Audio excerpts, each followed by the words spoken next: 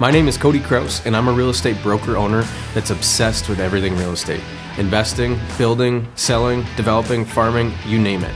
I've been doing this since I was 18 years old, and I've learned a ton through trial and error, and I've met some of the coolest people ever. This is a show where I invite these people on to talk about their experiences and mine, plus everything else real estate. Let's go. All right, well, welcome everybody to the Everything Real Estate Show. Today I have, who's probably a familiar face for a lot of people around Windsor-Essex County. It's Matt Awram from Third Eye Home Inspections. Matt, thank you for joining me today. Thanks for having me. For anybody who doesn't know, who is Matt? Who is Matt Awram?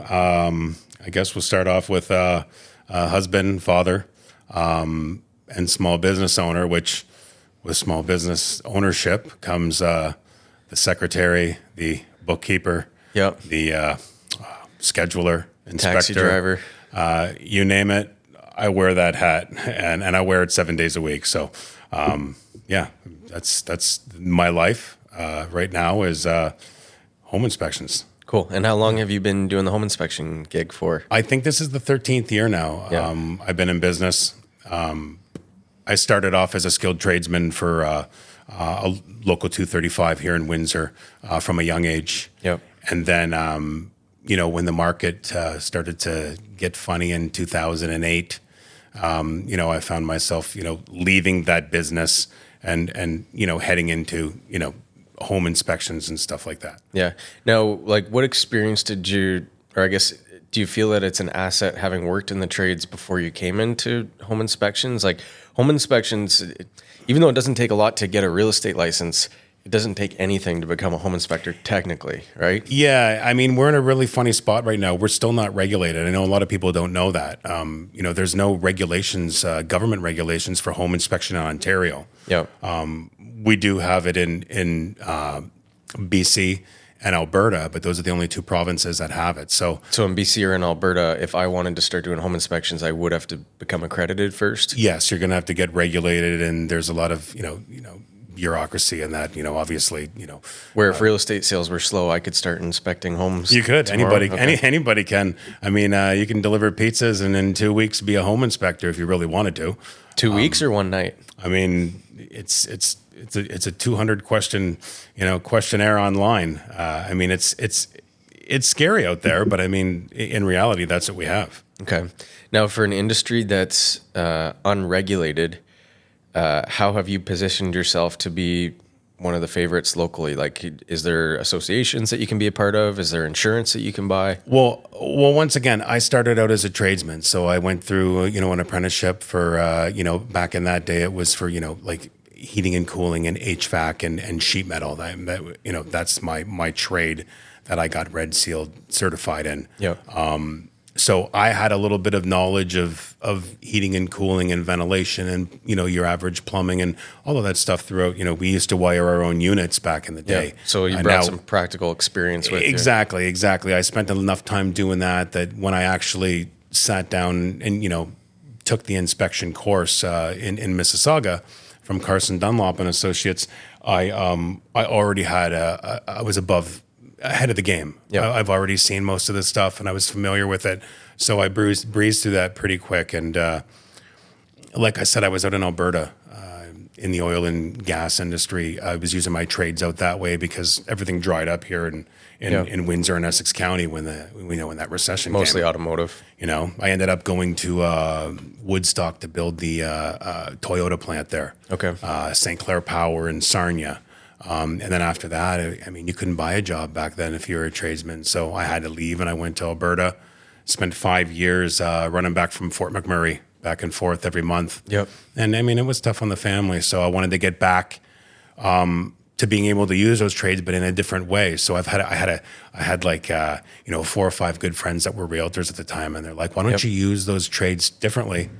And kind of get out of the trades and try this home inspection gig, because at the time there was only a few of them, and I know they did their research and none of them really had any skilled trades tickets, so that background would have been beneficial. So I finished the course, and from day one, things just started snowballing. Went from the first year, you get 20, 30 inspections, but then that second year came and it was just, 50, 100, 200, 300. Yeah. And it just kept building and building. And I think the experience in the trades throughout my whole young life kind of gave me that easy push to kind of be confident on what you're doing. Yeah. Yeah. Yeah. No, one thing, like working with you over the years too, I've always appreciated that, like, if you weren't an expert in one area, you were always willing to go out and get someone else's opinion. Like, I understand your background's HVAC, and obviously you've completed some courses to get accredited. Even though it's not a ton, you'd be like, hey, haven't seen this electrical scenario before. Let me call someone who's a master electrician, find out what's going on, or I'll research it and I'll get an answer for you. I'm not going to make a definitive statement that, hey guys, there's a big issue here. You're always willing to, no, let me take a step back, get a third-party opinion on it from a professional in that specific industry. And I think a lot of what you do is work with first-time home buyers, because a lot of people, when they're buying their second, third, fourth home, they might be buying a newer home, which I know you do new home inspections too, but a lot less people get home inspections on homes that were built in the last 20 years than they do on homes that were built 50, 70, 100 years ago. And a lot of what you're doing is walking through the home. And it's not even just necessarily telling people, hey, you have knob and tube wiring or galvanized plumbing. You're like, hey, most of our, water in basement or water in crawl space problems comes from downspouts. If you guys just clean your eaves troughs every year and kick your downspouts away, we'll avoid some of those issues before they even come up, right? So can you speak to the, educating a buyer on the whole process of owning a home if they haven't owned a home before? Well, I guess like you said, I mean, when we get back to that was my trade is the HVAC business too. It's not just that too, because my union was sheet metal workers and roofers. Yeah. And that's why roofing kind of falls into it too. Not so much the shingled roof, which I've done before, but it's more like the metal commercial roofing and all of those other applications. So between that and the HVAC, it's easy to find your way around a house, Yeah. But getting back to what you were saying about, what were we talking about again? Well, I touched on a few things. Sorry, I kind of threw a lot at you, but it was educating buyers, because a lot of them haven't owned a home before. Right. So you're kind of giving them some preventative maintenance tips, as opposed to just saying, hey, there's water in the basement. You're like, hey, here's how we could prevent water in the basement. Yeah, I think that's the biggest thing I see out there. I see some people spending a lot of money on waterproofing your basement and upgrading drainage and that.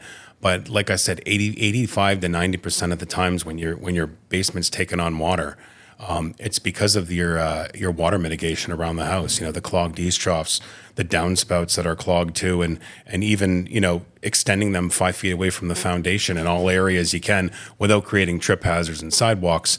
I mean, you're going to keep your basement drier than what it is. So I always tell people, if I'm doing an inspection and I see that they haven't had any upgrades to drainage or waterproofing, and we're downtown Windsor, this was built in the 20s. It's like, you can pay someone to come in and do all these expensive fixes, but just start off with the basics. It's kind of like your car. When your car don't start, you check the battery first. You kind of weed yourself through those little things. And then you get to the bigger points. And I think that's the biggest thing for, first time home buyers, even like your furnaces. I mean, your furnace and air conditioner is like a car. You have to service it once a year. You got to keep those condensers clean, get all the fuzz from the poplars and all that. When you start getting that blocked up, you're gonna get a condenser that pops. You're gonna get high amp draws on your electricity. All that stuff is going to factor into high costs. Yep. So your furnace. I mean, there's not much to do with the furnace except replace the filter. Change the air filter. Well, but I mean, every 3 months is a good idea. I mean, I open up a pretty new furnace, and all of a sudden there's rust inside too, though, right? Like, yeah, like the drains inside on high efficient furnaces and stuff like that. You want to make sure that you got no drips in there, because you start filling that up full of water. I mean, your circuit board's right under there too. When the circuit board's gone, I mean, there's no sense replacing it. You're just replacing furnaces. There's a lot of electronics in a new furnace. So, I mean, before, where maybe it dripped for a decade, it might have rusted out some sheet metal and then eventually got to the fan.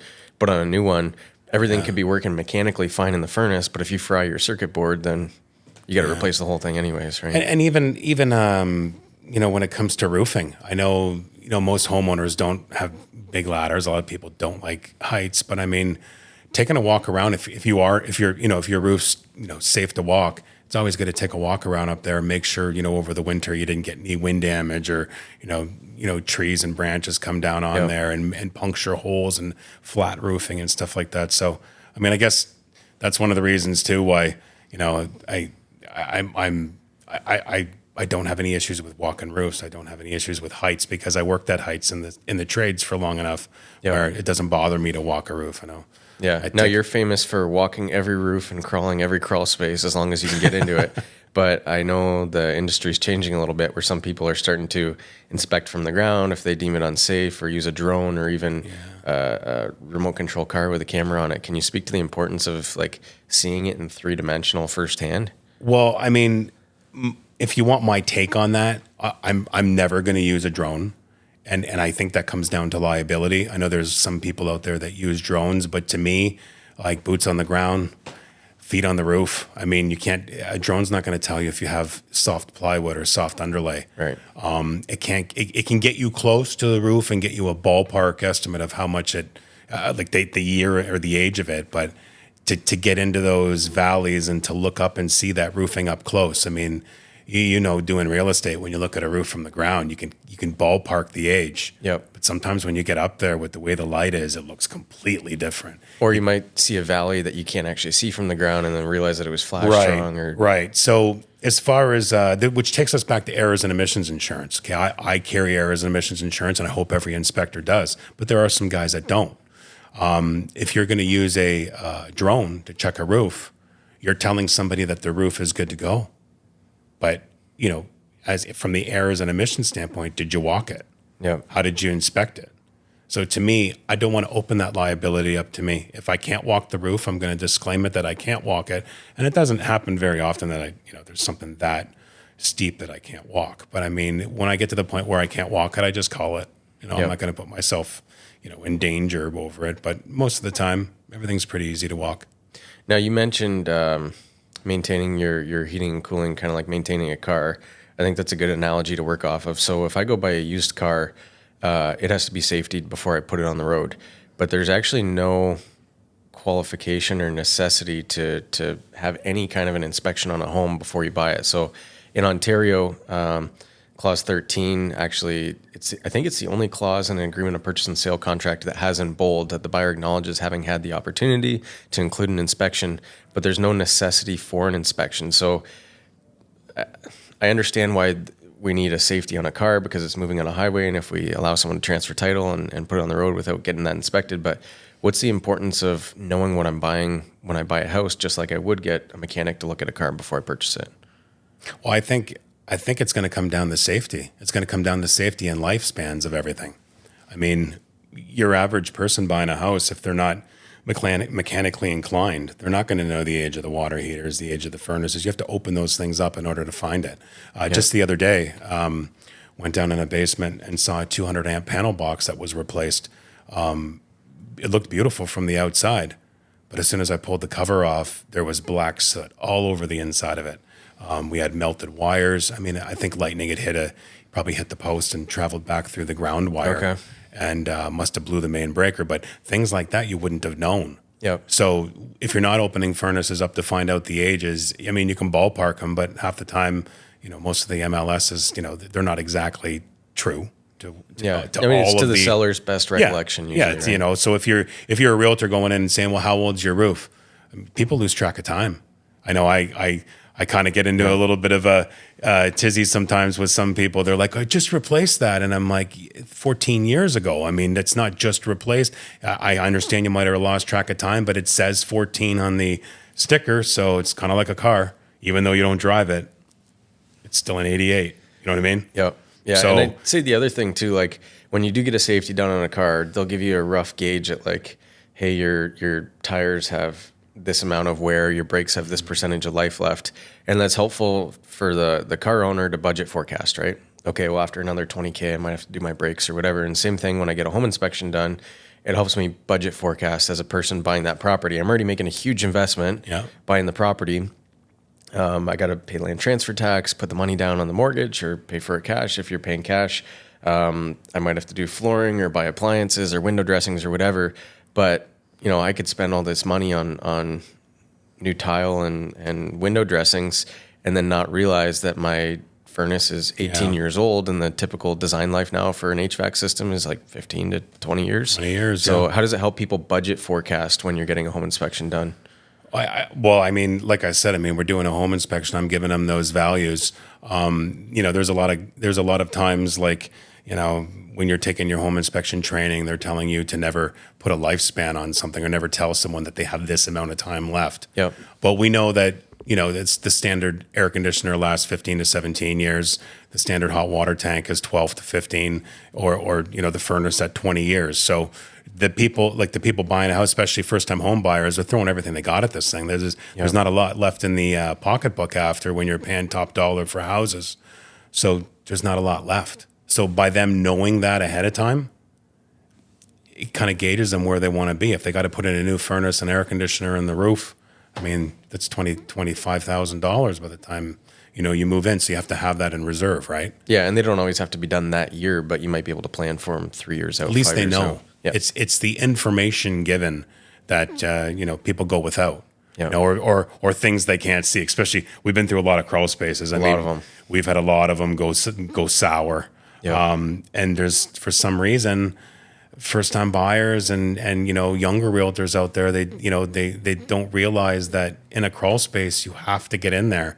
If not, there's a question mark. If we can't get under that house to see what's under there, and then we got an 80-year-old home, anything could be under there. Yeah. We found some crazy stuff. We found cisterns under there, old septic systems. A lot of rotten joists and beams, or lack of beams. And that time we found the fake toy skull that someone skeleton in the crawl space, skeleton literally. down there that I found was pretty freaky. Luckily, not an actual human skeleton. I mean, it's the unseen things that people just assume, what could go wrong there? Attics and crawl spaces are huge for that. Yeah. I mean, attics there's a ton of attics that are filled with vermiculite insulation. Yeah. If you're not looking for it, or you're not going in the attic or doing an inspection, that question mark's out there for you. Yeah. Now, I mean, that why don't we give the viewers like a couple tips and tricks? Like, I know you've come into our office and you've given us like a rundown, like, hey, aluminum wiring was typically in usage from 1970 to 1980. So if you're buying a home that was built in that decade, it's not to say that it was a hard stop before and after that. Like, some material went obsolete and people had it left over. They kept using it. Can you speak to maybe some decades that people might want to look for specific things for, whether it's aluminum wiring, knob and tube, galvanized plumbing? Well, I guess we can start off, from most recent downward. Sure. And I guess the biggest thing right now is finding the lovely high-tech we find everywhere with insurance companies, not insuring homes on it, and the high failure rate. I mean, we've got polybutylene, and so let's start off with high-tech. High-tech plumbing. So we got high-tech. High-tech, it was that type of plumbing that was used as a plastic type of plumbing. It's faulty, high failure rates, and that was used from 98 to roughly 2005. Okay. So, but you still see it in some homes that were like '07, for example, right? You do see it. People stockpiled it, and I think plumbers stockpiled it in their trucks and bought a lot of it, because I do see some homes in 2006 that still have it. Yeah. But then in 2006, it kind of all went away because they realized what was going wrong in the older homes from 98 that started to fail. Yeah. But let's keep in mind, there's a lot of rumors out there about high-tech and having two different generations. There's one good one, one bad one. That's just a lot of misinformation. And they ran it under multiple product lines too, right? Like Plumb Better, for example. Yeah, there's Plumb Better, Warm Right, High-Tech. That's all made by IPEX. Yeah. So it all falls under the same umbrella as being faulty. So there's no good type of high-tech to let all the general public know. Yeah, and IPEX, if you see IPEX, that's not a sign to run, because they actually still manufacture They do, PEX, which is like the most widely used plumbing right now, right? So whenever I find high-tech, Yeah. we know that it's faulty. We let the buyer know that, hey, you got a faulty type of plumbing in here. Call in a plumber, have them take a look at it, get a price on how much to replace it. I mean, as far as condition's concerned, I'm trained enough to know the condition of high-tech just by looking at it, by feeling it, by looking at the joints. But again, at the time that I'm doing the inspection, I'm only the inspector. I'm not a plumber. You're not given the quote. Even though I'm in HVAC, I can tell you why the furnace doesn't work. I know why it doesn't, but I can't tell you that because I'm not at that point in time an HVAC specialist or something like that. I just have to have you call one. So we got the Kitech, then we got in the polybutylene. Which is like the gray rubber. It's a gray plastic type of plumbing that dries out and that shatters. So they stopped using it. I think they still use it in the U.S., but in Canada they stopped using it, and that we find a lot of it in the early '90s, late '80s, early '90s. Yep. But then there was that little area in the '80s that was really pretty good. There was nothing really to They were using worry copper. about. Yeah. They were using copper. They were using ABS drains, and the insulation was fiberglass blown in, so there wasn't a whole lot going on there. And then we get to the '70s with aluminum wiring. Yep.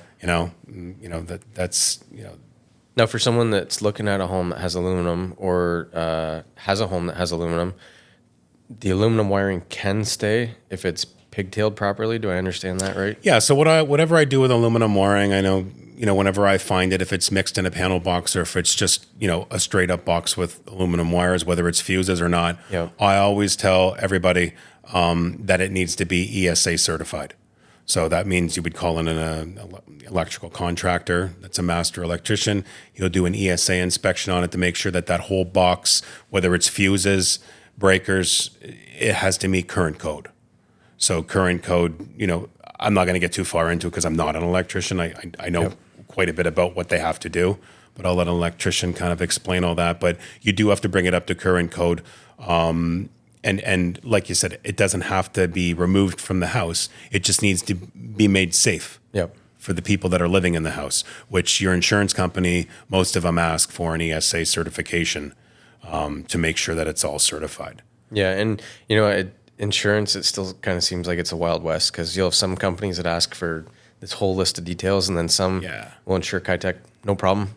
Yeah. Just they don't even ask about it. They don't ask about type of wiring, or they might say what percentage is aluminum or whatever. And you got to be careful too. Like as a realtor, I mean, there's a lot of realtors out there that probably don't know this, so this could be some information for them. It's really funny when it comes to ESA and stickers. Yeah. Okay. I know when you're listing a house, you probably ask them, "Hey, do you have any knob and tube?" No, it's all been taken care of. Here's the ESA sticker on the panel box for it. People don't realize that you can take permits out for different parts of the house. If you get a new service, you're going to pull a permit out for the service. Now, when they come and replace the service, they don't care if you have knob and tube in the house. They're there to replace the service, and this is the permit for it. Okay. So when you're walking through the house and you see ESA stickers on there and someone tells you, "Oh, it's all good to go." Good to go for what? I need to see the piece of paper that shows what that permit does. One. Because I've gone in the houses where they leave this ESA sticker on, like this write up on the table to say it's all ESA approved.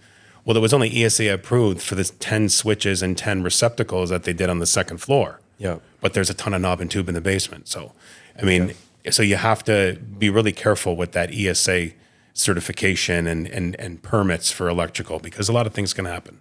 So the 80s was a good decade.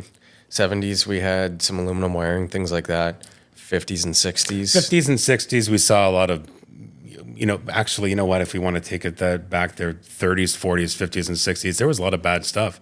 We got asbestos on boiler lines. We got 9x9 tiles in the 60s homes in South Windsor that possibly contain asbestos. We have vermiculite in those years. Which is the insulation in the attic. Yeah, that could, it depends on where it was mined. If it has, asbestos in it. So that's got to be tested, especially if you had ductwork running up there. Yeah. Because you're pulling those, fibers through the house and throwing it through. So now you always tell people, I can't tell you that this is or isn't asbestos, but I can give you a number to mail it out. And I always use possibility. It's possible there's asbestos in this because as a home inspector, you got to walk that fine line. You can't call something what it is until you actually have it tested. So I always, regardless if it's, I don't know what the values are now. Last time I talked to one of the people who tested, I think they said it was like 90% positive usually. So at least 10% that can't be asbestos. So, it's good. If we're going by odds, the chances are good. So get it tested, right? Yeah. And then we're back in the galvanized plumbing from the 50s and 60s, lead water lines at feed house. Just found one a couple days ago downtown Windsor again. So they're still out there. Yeah, and so you could actually have people that replaced the whole plumbing system inside the house to either plastic or copper or whatever, but you could still have a lead pipe flowing in from the city to the house. Yeah, right? and it's amazing how many people don't know. I mean, these people that were living in this house, I know they told the owner about it, and they had no clue. They don't have no clue that they're drinking lead water, and obviously with the lead water crisis there in the U.S. Flint. there in Flint, everybody knows the hazards of lead. So I mean, you're gonna have to excavate the whole new water line into the house, right? I mean, but talking about all these different problems and that as a home inspector, I always, you get those, you killed my deal. I'm the deal killer some days. Yeah. I'm the bad guy. But you know what? It's not me who kills the deal. It's just the house. No, you're giving I them just the relay the information. information that the house has given me to the people buying it, and then it's up to the realtor and them to start looking into it and find remedies and costs on removal and replacement. So, I think a lot of people think a home inspection is a pass or fail. Oh, did it pass the inspection? Yeah, well, your job is to, hey, this is the type of plumbing you have. This is approximately the age of the roof and the style of the roof. Here's some, tripping hazards I found. You're going to need a railing around this porch, whatever. But it's not green light, go, red light, stop. No, not at all. Here's the information, and then the potential homeowner takes it. I've even had people retroactively do an inspection. They bought the house and then still wanted you to come and inspect it. Yeah. And you know what? Like with the way the market's turned in the last little bit, I mean, remember when we were doing all those pre-offer inspections? Yep. I would go to the same house 5 times in a week. I would have to redo the thing every time someone would call. Yep. I can't just give them the information and take their money. I have to go through the process of going there, getting a contract signed, do the inspection again. So yeah, I've seen the same furnace 5 times in a week. It was like Groundhog Day, right? That movie Groundhog Day. It kept happening over and over again, and this happened a lot. But again, some people have a less threshold for something major in the house. Some people don't care about lead water because they might have, a plumber, an uncle that's a plumber that'll excavate it in. So no one cares. They don't care about that. Yeah. So or they'll go back and potentially renegotiate the price based off of some things but I that they mean, found. I don't pass or fail anything because it's not my job to do that. I just relay information that I'm trained to look for. Yeah. Now, something kind of interesting on that too is a lot of people are like, okay, well, I have a new home, so I don't need a home inspection or anything like that. Now, a portion of your business is actually inspecting brand new homes or close to new homes, right? Why would someone want to get a brand new home inspected? Well, I think it has to do. Everyone's they have the misconception about because there's a carry-on warranty on the house that everything's going to be protected for 7 years, but they don't realize that after so many years, things fall off. The roof falls off after the first year. Falls off the warranty. Off the warranty. Yep. So I mean, whatever roofing that you're looking for. I mean, if you're a homeowner and you just bought the house, you're not cracking a ladder out and walking the whole entire roof. Yeah. I mean, but with new homes out there, I've been on a home that was just built, and after walking the roof, you find that there's holes in the roof where roof vents are supposed to be, but they're not put in. So they shingled over top of it, or they forgot. The houses are going up so fast that a lot of times things get forgotten. And when you do that, PDI, which is your pre-delivery inspection for a carry-on warranty. Yeah, it's not a home inspector doing that. You're doing that with the builder, and you're walking through the house. So builder's not going to the roof either. You guys are just kind of walking around the inside of the house. So I think that carry-on inspection is super important because there's a lot of things in my software that I use for report writing. I purchased an extra little part of it that actually does carry-on. So the carry-on numbers, like if something comes up, the carry-on number is linked to my software. So for instance, people are buying a new home, they're walking through the basement, and there's a lot of little tiny floor cracks. Yeah. Now, people think that that's normal, which it is. But if it's not noted in the report, you have to note those floor cracks for 4 years down the road if water comes up through them. Okay. But if they're not noted in the first year, and let's say that homeowner moves in and finishes his basement and covers those cracks over, nothing was ever noted. Now, you mentioned, Uncle Joe might have an excavating and plumbing company and he could fix your lead water line for you. Now, Uncle Joe might be a pro and he might be a great job, but there's a lot of Uncle Joes that consider themselves contractors and they'll go look at the home for their niece or nephew, or heck, Uncle Joe might start a roofing business tomorrow and only work on new construction. Like, are all trades qualified? I mean, just like you don't need a license to be a home inspector technically in Ontario. Yeah. What's the qualification for a lot of tradespeople working on new homes? I don't want to speak for the for the contractors out there, like the different companies and stuff like that. But I can tell by walking through new homes, being in the sheet metal industry and making ductwork and making all those fittings and seeing the workmanship, that it's gone down. The workmanship's gone down when it comes to, a lot of the new homes I look at, even like the cosmetic workmanship, the cabinetry, flooring and all that stuff, baseboards. I mean, you can tell right away that it's not the same quality as it was, because I think we're building houses too fast.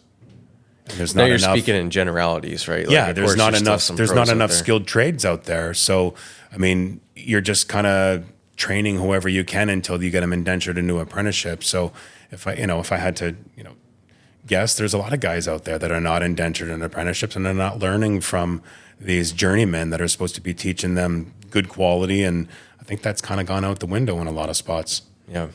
Okay.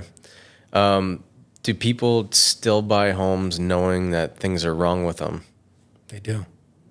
So they just do. take that information and they factor it into, okay, I guess I gotta, get Well, you know what it's like. I mean, I know I talk to a lot of realtor friends, and they say that they like getting into commercial real estate because there's no emotion, because it's commercial, right? But residential real estate, some people fall in love with a house. Yeah. They fall in love with the layout, where it is, the backyard, and they got blinders on. They want that house, and it doesn't matter what's wrong with it. Everything can be fixed, and they can. Anything can be fixed if you have the money. Yeah. Now, I like that our market has slowed down a lot. So in 2019, 2020, 2021, into the first part of 2022, you put up a for sale sign and the house is sold. And it was unfortunate because a lot of, especially first-time home buyers, didn't get a chance to do an inspection. They didn't get a chance to include financing condition. I really like now that people actually have time to get a home inspection, just because they're actually getting that information. So they might still fall in love with it and still buy the home, but at least they know what needs to be rectified in the house, right? So you don't ignore it. If you have water coming into the basement, or we saw a little bit of mold or whatever, okay, it's there. We know it's there. Let's, put together a plan and a solution to work through this and put some money aside to at least address it. But we don't want to ignore it. Yeah. Because problems never get smaller in houses. I get a lot from people. I've had a lot of people call me up in the last couple of years that already take possession of the house, that call me when they get possession. They're like, hey, we already bought this with no home inspection, but we wanted, for our own sake, we want to know what's wrong with the house. And I get sometimes where we're, $25,000, $30,000 in repairs in crawl spaces that are rotted out with powder post beetles and mold and wetness. But they own up to it. They know that it was their decision to not get a home inspection, and they love the house. So they're stuck with that bill. So there's no one really... No, and it could still be there's no one really right? surprised. It's like, well, we bought it. We knew about it. It's not something that I would recommend, but I mean, first-time home buyers, it's having to come up with that extra money. Yeah. That's happened a few times, but, it's a sad thing. When you've bought everything at top dollar, there's no funds left, and all of a sudden you got a $20,000 bill in a crawl space. Yeah. That's got to get done. I mean, where are you getting the money? Yeah. So that's when you go back and you scratch your head and go, well, we should have went with that inspection. Yeah. That $450 would have saved us, 20 or 30,000 in the long run. Yeah. Or at least we could have budgeted for it. Yeah. Now you go through a lot of homes, like, I don't know, maybe 20, 30 on a weekly basis on average. Go through a lot, yeah. So you got to see some funny stuff. What's some funny stories that we've seen over the years? Oh, geez. I think we're not too far off from Halloween. I always think about this around Halloween. I remember being out in an attic, way out in, it was off the Talbot Trail, way out near Merlin. Like rural Chatham, Kent. Way out that way. Yeah. And we were in this house that was built in 1840. And there was a flat roof and an addition put on above it. And I was crawling around in the attic up there, which was pretty dark. And I saw one of those rosemary babies, those You said it was like a baby like carriage? a baby carriage buggy, Yeah. with the top up on it, and it was just the most creepiest looking thing. It was right around Halloween too, so I was like, do I go looking at it? But curiosity got me, and I wandered over there and looked inside, and it was filled with Campbell's soup cans that were open, all tomato. It was kind of odd. Yep. Different. The skeleton in the crawl space. Skeleton in the Mill crawl Street. spaces. Yeah. Just recently, you know me, I think we've had this conversation before, how scared I am of snakes. Snakes I do not like. I read the Bible. I know what those things And do. not that I mean, I appreciate them now. Like I'll never kill a snake, or like, I mean, if I find one in my yard, I pick it up and I walk it across the road and put it in the ditch. I mean, I can't stand doing it, but I do it. But I had a whole bunch of fox snakes that I found hibernating in a crawl space not too long ago, and I didn't notice them until I was basically right under them. And I must have hit I must have hit my head 1,000 times crawling out of there as fast as I possibly could. What do you mean they were over top of you? How were you under them? Like I was crawling under the main beam, and I looked up and I saw one hanging. Oh. And I look up and I got this light and I'm looking up and I'm like, oh my God, there's more than one. I would have lost it. I went crazy. I mean, they were big. And they weren't moving around much because it was they were hibernating or whatever. And I got out I got out almost in tears. Yeah. And the owner of the house is like, "Oh, you saw my friends down there?" And I'm like, "You knew about that? And you couldn't at least?" She goes, "Yeah, they're fine. They like being in there." And that was crazy. Give me a heads up, man. Yeah, at least let me know. Because that's my worst fear. Snakes was my worst fear. And you're stuck after in a small space 13 years, I finally ran into a snake. You would think that I would run into them all the time. Yeah. But that was the first time and only time I ran into a snake. I've ran into raccoons. That's not fun when they have babies. When moms have babies down there and you run into them, you got to back away pretty quick. Cause you almost exercised your life insurance policy at that one house we did in Harrow too, because you ran into... you were wearing shorts and there was a bee's nest and you were on a ladder. Oh, I remember that. Yeah. The trap door fell shut. The attic was accessed from the outside. I remember that. Yeah. And I think I got like 16 stings in the dark because I didn't have I dropped my flashlight.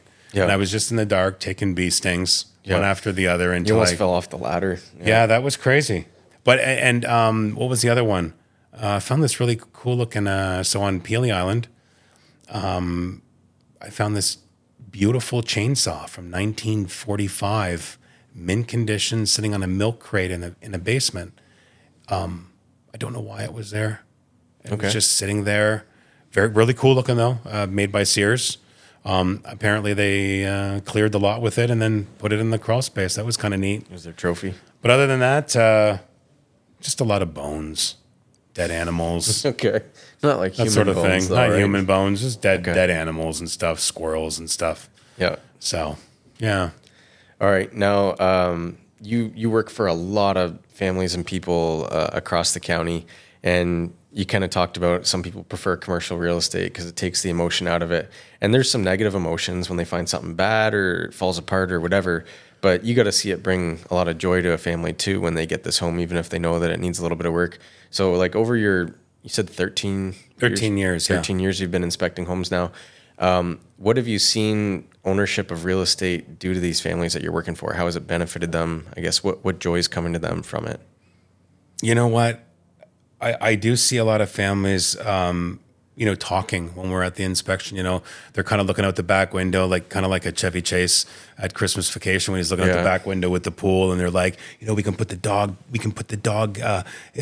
house there, and this is where we're going to put the swing set, and so it's endless joy when people are buying, especially their first time home buyers, and they're getting their new house. Yeah, I mean, you just know that you're not renting anymore. You're not. You're out on your own and you're going to have, a nest egg. You're going to have equity. You're going to start building equity and have more money to move up to the next house and that. Yeah. Or to hand down generational. And I've got repeat buyers in the last 13 years. I've had buyers I don't know how many years you find out that people move. I heard it was every 5 years, 5 to 6 years. The stat that goes around the industry is 7, but okay. I mean, to get that 7, there's got to be someone that was there for 14 years and someone that bought the next year, right? Because I've had couples that had babies, and when I first did their home inspection the first time, they were just freshly married and buying a house. Yep. Then we do the second one, they got 2 kids. By the third inspection, they always call me back for the third one. There's another baby there. So I mean, I see the progression. And over the last 13 years, like I said, I mean, I've never changed I've never changed. The only thing I've changed is my process. You know, when we had COVID, Yep. I had to change the process to a pre-offer inspection because I wanted to make sure that even with COVID, they could still have a home inspection. So even if they didn't have a condition that they had to fulfill, you could actually get the inspection done yeah, before so they I made would the do. offer. I would go out and do the full. It would be a full inspection, but we would do it before the offer. Yeah. And the only thing they didn't get was a full, 52-page report. But I condensed it all into one good email, so they could have a full inspection and have it all done before the offer was put in. And it was pretty effective. I was keeping the numbers for a while. It was like 84% effective that I found with my business. 84% of the people that did that pre-offer got that house. So if you were up against 10 different offers, it was the person that did that gave that extra offer because they knew exactly how much money they had. The realtor could say to the homeowner, look, this buyer knows exactly what they're getting into. They've already done the inspection. There's no coming back later. They know what they're getting. Yeah. Yeah. But it was nice because like people knew their cap on what they wanted to spend on the house. Yep. And then after the inspection, knowing that it didn't need a roof, it did need a furnace, there was no knob and tube, the crawl space was good, they threw that extra in. Yeah. That they would have held back, and that maybe whether it was at 10 or 12,000, they threw in, they got the house. They could use their so rainy day they were fund. effective. That's about the only thing I changed. Other than that, since I've been in business, I you know me, I'm kind of old school still, and I hate change. Yeah. So I do exactly the same thing every time, every inspection. I start at the same spot and at the same spot. And whether it's whether it's safety issues, handrails, I'm big on handrails, all that stuff. I'm putting that in there not only to protect you, the people that are buying it, I'm there to protect myself too. Yeah. Any home inspector that's not going to note, handrails on stairwells, that leaves you with a liability. So any liability that could possibly come to me, I'm covering on my way through. That's why, a lot of people call me I'm very thorough, and I could be the deal killer in some instances. But I'm just thorough. Even if they're little issues, I'm going to put them all in there all at once. Yep. And you can decipher what's important to you, but we're just going to make sure we cover everything. Okay. Why is your company called Third Eye Home Inspections? It was actually my daughter thought of the name.